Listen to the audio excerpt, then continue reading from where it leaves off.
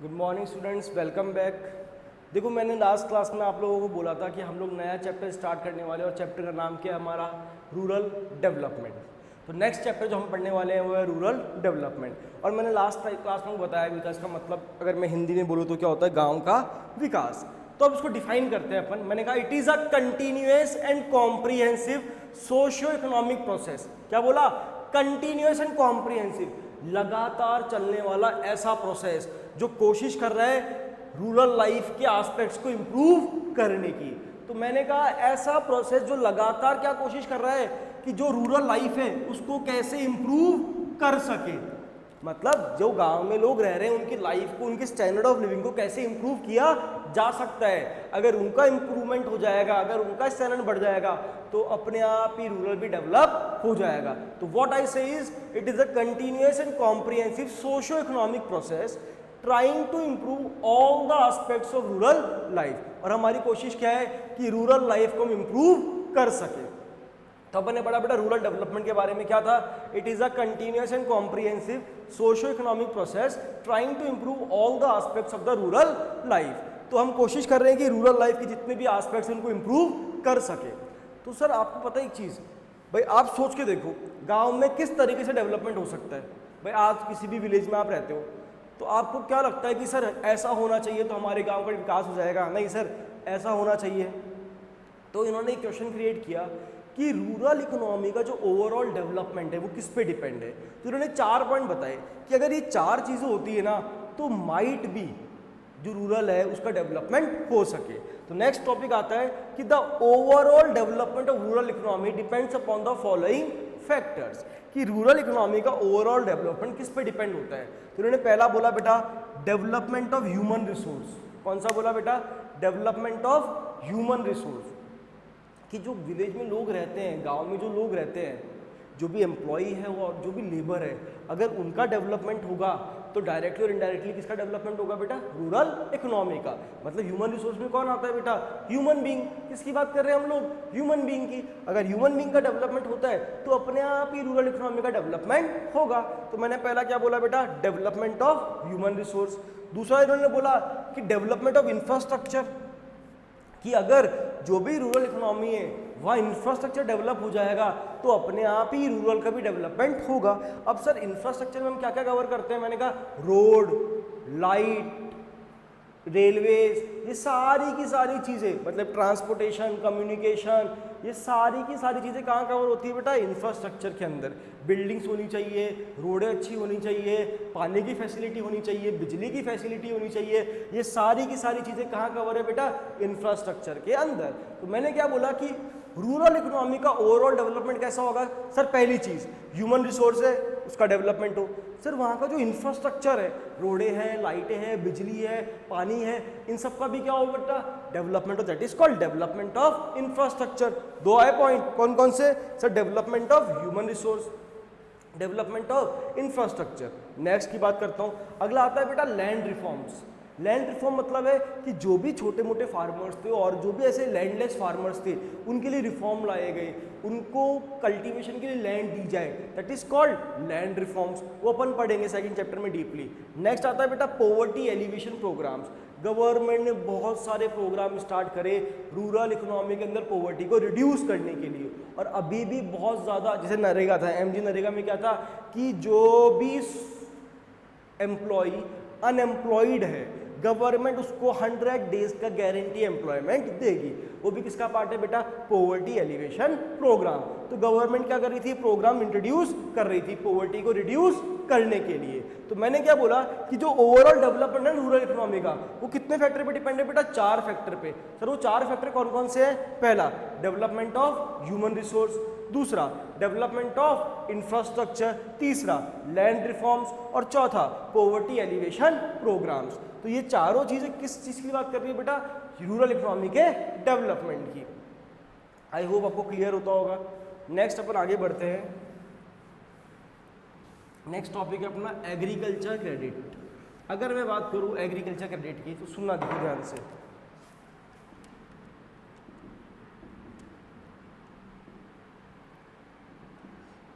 भाई मैं बात करता हूँ, ये फार्मर है, तो कितना बढ़िया फार्म बनाया मैंने, ठीक है। अब ये सीड्स लगा रहे हैं, सीड्स लगाया, सपोज करो जनवरी में सीड्स लगाए, क्या सीड लगाते पैसे आ जाएंगे क्या? सर अभी पानी वानी देगा तो कहीं जाके जो क्रॉप उगेगी, क्रॉप को तोड़ेगा, काटेगा, फसल को काटेगा, सोइंग करेगा, ये मान लो तो अप्रॉक्सीमेट जाके मई में करेगा, फिर क्रॉप आई, अब इसको मार्केट में सोल्ड करेगा क्रॉप को, तो उसके बाद लगभग पैसा कब आया? जून के अंदर आया। मतलब जनवरी में उसने बीज बोए, 2-3 महीने में खेती करी, उसके बाद जाके फसल आई, फसल को काटा, फसल को काटने का मार्केट में सोल्ड करा, पैसा कब आ रहा है? मई के अंदर, जून के अंदर। तो बेटा फरवरी, मार्च, अप्रैल, ये 3 महीना तो फार्मर क्या था, ठाला ही बैठा था। क्या इस 3 महीने के लिए फार्मर को पैसा नहीं चाहिए क्या? फार्मर को सर्वाइवल के लिए सर पैसा तो चाहिए, that is called gestation period. ये खाली जो टाइम है फार्मर का, इस कारण से जो उधारी है वो क्या बन गई? लाइफ लाइन बन गई, just because of gestation period. जिस टाइम फार्मर ने बीज बोए और फसल काटी, फसल बेची, उसके बीच का जो पीरियड था, क्या फार्मर को सरवाइव करने के लिए तब पैसा नहीं चाहिए क्या? बिल्कुल चाहिए। That is why agriculture credit become the life line of Indian agriculture. इसलिए फार्मर्स को लोन लेना बहुत ज़रूरी है, लोन लेना पड़ता है, मजबूरी है बेटा, पैसा कहाँ से जाएगी, सर्वाइवल तो करना है। तो उन्होंने नेक्स्ट टॉपिक दिया बेटा एग्रीकल्चर क्रेडिट। सुनना क्या मतलब होता है? It refers to the credit for the farming. क्या मतलब बताया मैंने? Credit for the farming and due to involvement of long time period, due to involvement of long time period. जनवरी का देखो कहाँ जा रहा है, समय तो बहुत लंबा है, तो due to involvement of long time period and uneven distribution of land. हर फार्मर अमीर नहीं है, कोई किसी के पास 2 लैंड है, किसी के पास 10 है, किसी के पास 1 ही है। तो 2 कारण बताए सर। पहला कारण due to involvement of long time period and uneven distribution of land, credit become the life line of Indian agriculture. इसलिए क्रेडिट क्या बन गया है बेटा? लाइफ लाइन बन गया है किसकी? इंडियन एग्रीकल्चर की। तो सर कौन कौन से 2 ही रीजन थे? Sir due to involvement of long time period and uneven distribution of land, credit क्या बन गया बेटा? लाइफ लाइन बन गया किसकी? इंडियन एग्रीकल्चर की। जस्ट बिकॉज, क्योंकि सर सर्वाइवल के लिए पैसा चाहिए। नेक्स्ट टॉपिक जो हम पढ़ने वाले हैं, अब जो ये एग्रीकल्चर क्रेडिट है, ये फार्मर कैसे कैसे लेता है? तो फार्मर के पास 2 ही तरह के सोर्स है उधार लेने के। एग्रीकल्चर क्रेडिट के मैं अगर सोर्स बताऊं ना बेटा आपको, तो 2 तरह के सोर्स हम पढ़ने वाले हैं एग्रीकल्चर क्रेडिट के अंदर। पहला सोर्स है बेटा अपना नॉन इंस्टीट्यूशनल सोर्स,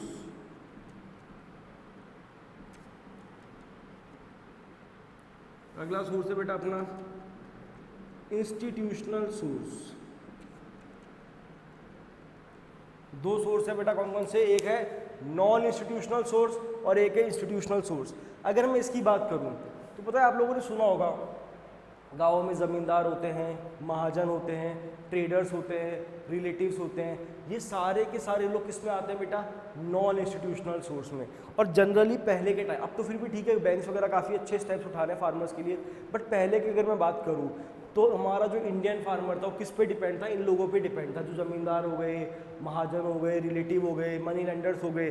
तो ये सारे जो लोग हैं किस में कवर होते हैं बेटा? नॉन इंस्टीट्यूशनल सोर्स में। ये लोग फार्मर को 24/7 पैसा देने को तैयार है, बट जो इनका रेट ऑफ इंटरेस्ट होता है वो बहुत ही ज़्यादा होता है। तो देखो हम बात करते हैं किसकी बेटा? एग्रीकल्चर क्रेडिट की। तो देखो sources of agriculture credit, there exist 2 types of sources which provide agriculture credit in the rural areas. एक तो है बेटा नॉन इंस्टीट्यूशनल सोर्स और एक है बेटा इंस्टीट्यूशनल सोर्स। तो पहले हम बात करेंगे कौन सी बेटा? नॉन इंस्टीट्यूशनल सोर्स की। तो it is the most common source of rural credit in the economy. ये मोस्ट कॉमन सोर्स था कौन सा बेटा? Non institutional. और कौन कौन से लोग इसमें कवर थे बेटा? It includes money lenders, zamindars, mahajan, sahukar, traders, relatives, ये सारे के सारे लोग कहाँ आते हैं बेटा? नॉन इंस्टीट्यूशनल सोर्स में कवर होते हैं। अब पता है जो ये सोर्स है नॉन इंस्टीट्यूशनल सोर्स, इसके कुछ मेरिट्स भी है और कुछ डीमेरिट्स भी है। मतलब हम कुछ फायदे भी पढ़ेंगे और कुछ नुकसान भी पढ़ेंगे। तो हम बात करेंगे इसके कुछ मेरिट्स की और डीमेरिट्स की। तो पहले अपन बात करते हैं बेटा किसकी, इसके मेरिट्स की। No legal formalities are required. Farmer को अगर पैसा चाहिए तो कोई लीगल फॉर्मेलिटी या रिक्वायर्ड नहीं होती। वो जाएगा मनी लेंडर या साहूकार को बोलेगा कि मुझे पैसा चाहिए, वो पैसा इनको दे देंगे, अवेल करा देंगे। मतलब यहाँ पे कोई लीगल फॉर्मेलिटी रिक्वायर्ड नहीं होती। आज अपन बैंक से लोन लेने जाते हैं तो बेटा कितनी ज़्यादा लीगल फॉर्मेलिटीज होती है, बट यहाँ कोई लीगल फॉर्मेलिटीज नहीं होती। दूसरा, loan is provided any time 24/7। जब आपको पैसा चाहिए आप साहूकार के पास जाओ, मनी लेंडर के पास जाओ, आपको जाते ही पैसा दे देगा। तो दो पहला एडवांटेज, क्या बात कर रहे हैं, मेरिट्स की। सर कोई लीगल फॉर्मेलिटीज नहीं है, no legal formalities are required. Money is provided any time, जब चाहिए आपको पैसा अवेलेबल करा देंगे। और ease in taking loan, loan लेना बहुत ही आसान था। लेकिन सर कुछ फायदे बताए, इसके कुछ नुकसान भी थे। अब वो बोलते हैं अपन डीमेरिट्स। किस में पढ़ेंगे बेटा, डीमेरिट्स। तो पहला डीमेरिट क्या है, high rate of interest. Sir जो लोग ये फार्मर को लोन दे रहे थे वो इनसे प्रिंसिपल अमाउंट पे इतना ज़्यादा ब्याज ले रहे थे ना कि फार्मर ब्याज चुकाता ही क्या हो जाता था, कंगाल हो जाता था। That is called heavy rate of interest, high rate of interest. दूसरा, एक्सप्लॉयटेशन ऑफ फार्मर्स। मतलब देखा जाए तो ये लोग कर क्या रहे थे, फार्मर को एक्सप्लॉयट तो कर रहे हैं भाई। तो मैंने पहला क्या बताया, रेट ऑफ इंटरेस्ट बहुत ही ज़्यादा है।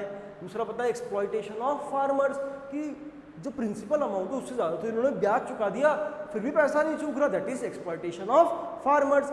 एंड तीसरा, अब फार्मर पैसा चुका नहीं पाया तो ये लोग क्या कर रहे थे, फार्मर को फोर्स कर रहे थे कि भैया आपने जो भी आउटपुट प्रोड्यूस करा है वो अब आपको हमें सोल्ड करना पड़ेगा।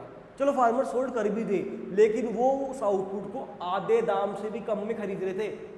Farmers were forced to sell their output to the lenders at a low price, काफ़ी लो प्राइस में। तो क्या क्या डीमेरिट्स बताया मैंने कि सर रेट ऑफ इंटरेस्ट बहुत ही ज़्यादा था, फार्मर्स को क्या कर रहे थे लोग, एक्सप्लॉइट कर रहे थे। और कोई फार्मर पैसा नहीं चुका पाया तो उसको फोर्स किया जा रहा था कि भैया आपको अपना आउटपुट हमें सोल्ड करना पड़ेगा at a very low price, market price से बहुत ही कम में। तो अपन ने पढ़ा sources of agriculture credit.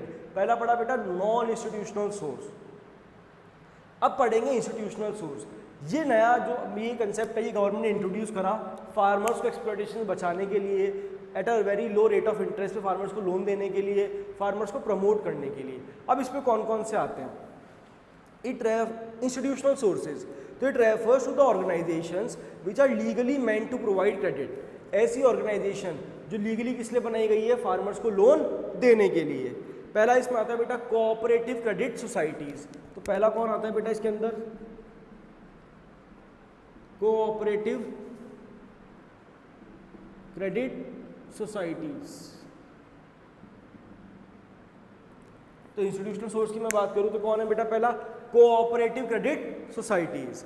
They provide adequate credit to the farmers at a reasonable rate of interest. अब ये इसलिए बनाई गई थी फार्मर्स को लोन देने के लिए at a very reasonable rate of interest, बहुत ही कम रेट ऑफ इंटरेस्ट, जिससे क्या होगा, फार्मर्स का एक्सप्लॉयटेशन नहीं होगा। दे ऑल्सो प्रोवाइड, अभी पैसा तो दे रहे थे, पैसा देने के साथ साथ ये लोग फार्मर्स को गाइड भी कर रहे थे। ये लोग फार्मर्स को गाइड करने का मतलब फार्मर्स को डायरेक्शन नहीं बता रहे थे कि आप किस तरीके से काम करो जिससे आपका आउटपुट ज़्यादा से ज़्यादा बनेगा, कॉस्ट कम से कम आएगी। They also provide direction to the farmers in agriculture operations so that they can increase their productivity, जिससे क्या हो, फार्मर्स अपनी प्रोडक्टिविटी को इंक्रीज कर सके। तो मैंने क्या बताया, ये लोग फार्मर्स को लोन दे रहे थे बेटा at a very low rate of interest. और दूसरा, ये लोग फार्मर्स को गाइड भी कर रहे थे, उनको डायरेक्शन प्रोवाइड करा रहे थे कि आप अपने एग्रीकल्चर ऑपरेशन को किस तरीके से कैरी आउट करो जिससे जो आपकी आउटपुट है, प्रोडक्टिविटी, वो ज़्यादा से ज़्यादा बने। नेक्स्ट आता है बेटा RRBs, that is regional rural banks. Regional rural bank that is RRBs। ये नाम से क्लियर हो रहा होगा आपको, रीजनल रूरल बैंक मतलब पर्टिकुलर रीजन में बनाया गया। मतलब कैसे समझ रहे हो आप, जैसे सपोज करो हर एक डिस्ट्रिक्ट के अंदर एक बैंक बना दिया, हर एक डिस्ट्रिक्ट के अंदर बैंक बनाया गया जिससे वो बैंक क्या करे, उस पूरे डिस्ट्रिक्ट के अंदर जो भी लोन की समस्या है, जो भी फार्मर्स की प्रॉब्लम, उनको सॉल्व आउट कर सके। That is regional rural bank. हर एक रीजन के लिए बैंक क्रिएट किया गया, दैट इज कॉल्ड RRBs। पढ़ते, these banks are set up to promote credit facilities in rural and backward areas. और ये बैंक क्यों सेटअप करेगा बेटा? क्रेडिट फैसिलिटीज को इंप्रूव करने के लिए। कहां पर? रूरल और बैकवर्ड एरियाज के अंदर, इन rural and backward areas of the country. And they operate at the district level. तो ये लोग कहाँ काम कर रहे थे बेटा? डिस्ट्रिक्ट लेवल पे। And focus on the credit requirement of the weaker section of the society. और इनका मेन फोकस कहाँ था बेटा? क्रेडिट रिक्वायरमेंट को मीटअप करने के लिए, फुलफिल करने के लिए, कि जो भी हमारी सोसाइटी की वीकर सेक्शन है उनकी जो क्रेडिट रिक्वायरमेंट है उनको पूरा कर सके, उनको मीट आउट कर सके।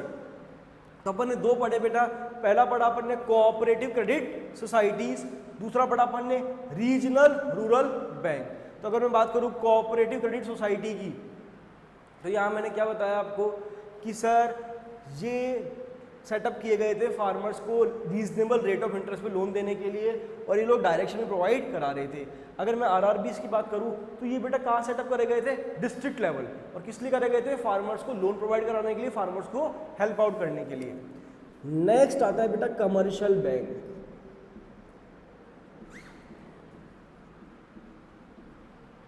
अगर मैं कमर्शियल बैंक की बात करूं ना, क्या रीजनल रूरल बैंक और कोऑपरेटिव क्रेडिट सोसाइटी इतनी केपेबल थी क्या कि पूरे इंडिया की फार्मर्स की लोन की रिक्वायरमेंट को मीट आउट कर सके? नहीं सर, ये पॉसिबल नहीं था।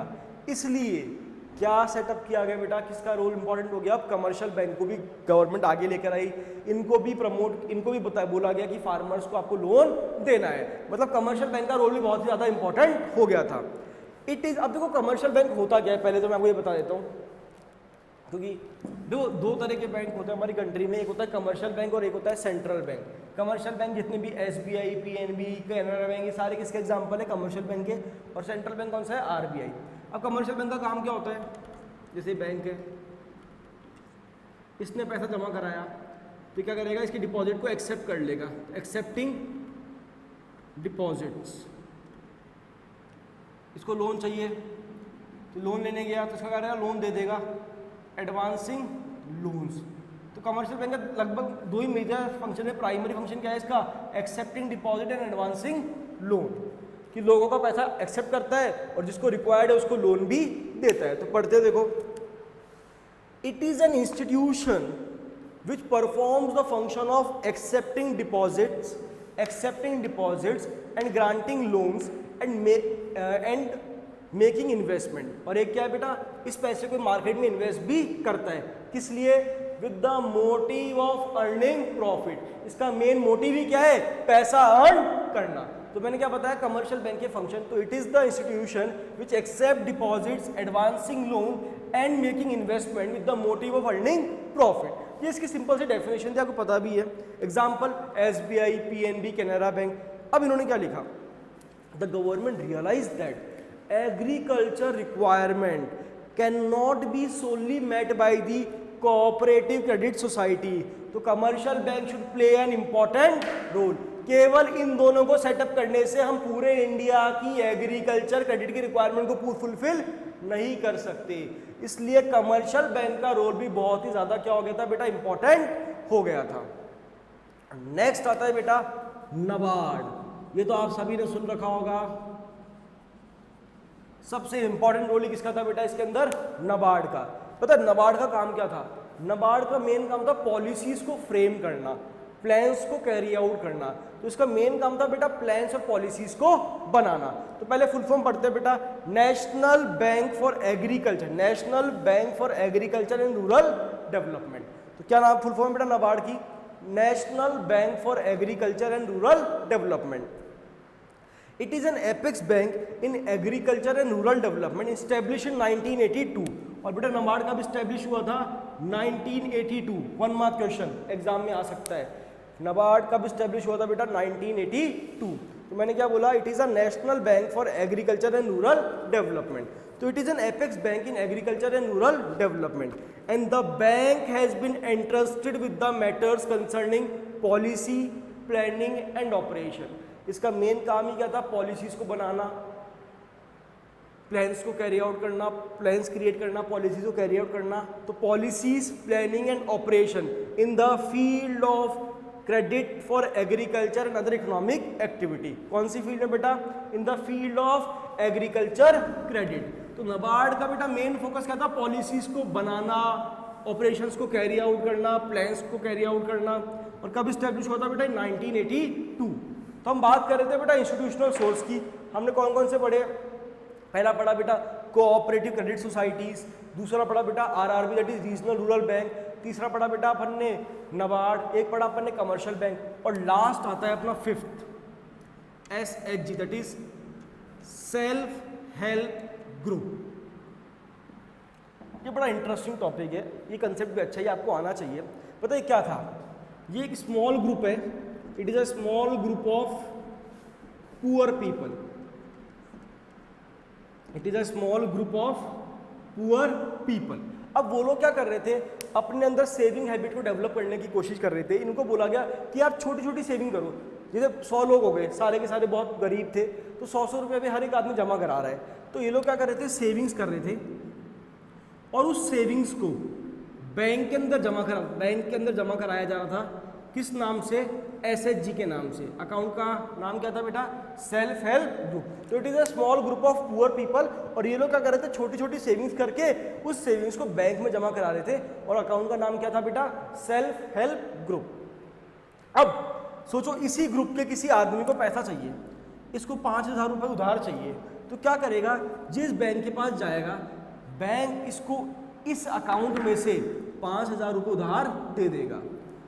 लेकिन फायदा क्या होगा?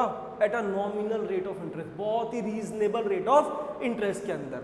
मतलब कुछ पैसा तो बैंक देगा और कुछ पैसा सेंट्रल गवर्नमेंट भी उसकी हेल्प आउट करेगी। अब रीड करते हैं, देखो what is self help group. Self help group are small group of poor people. तो मैंने क्या बोला? It is a small group of poor people, they help each other to solve their problems. तो ये लोग क्या कर रहे थे? एक दूसरे की हेल्प कर रहे थे प्रॉब्लम्स को सॉल्व करने में। Self help group promote small savings among there members. और ये क्या प्रमोट कर रहा था बेटा? स्मॉल सेविंग्स प्रमोट कर रहा था अपने मेंबर्स के अंदर। इनको बोला था कि आप छोटी छोटी सेविंग्स करो, और उस सेविंग्स को कहाँ जमा करा रहे थे बेटा? बैंक के अंदर। तो आगे ये लिखा, the savings are kept with the bank with the name of self help group. और ये सेविंग्स कहाँ रखी गई बेटा? बैंक के पास। किस नाम से बेटा? Self help group. फिर आगे लिखा, later on this common fund is used, this common fund is used to give small loan to its members. बाद में इसी पैसे को यूज किया गया अपने मेंबर्स को लोन देने के लिए। And the government also provide partial financial help to self help group. और कुछ हेल्प कौन कर रहा था बेटा? इनकी गवर्नमेंट भी कुछ हेल्प इनकी कर रही थी लोन देने के अंदर। तो अपन ने आज बहुत ही अच्छा टॉपिक कवर किया, चैप्टर स्टार्ट किया अपन ने बेटा रूरल डेवलपमेंट। अगर मैं उस चैप्टर की बात करूँ तो मैंने आपको पहले मीनिंग बताया, उसका मीनिंग क्या होता है। फिर अपन ने पढ़ा एग्रीकल्चर क्रेडिट के बारे में, फिर अपन ने पढ़ा सोर्सेज ऑफ एग्रीकल्चर क्रेडिट, दो तरह के थे, इंस्टीट्यूशनल और नॉन इंस्टीट्यूशनल। फिर अब सारी कहानी आपके सामने है। नेक्स्ट क्लास में अपन इस टॉपिक को और कैरी आउट करेंगे। नेक्स्ट टॉपिक जो हम पढ़ेंगे इसका वो पढ़ेंगे एग्रीकल्चर मार्केटिंग। तो प्लीज़ यहाँ तक के टॉपिक को पढ़ना और याद करने की कोशिश करना। Thank you all of you.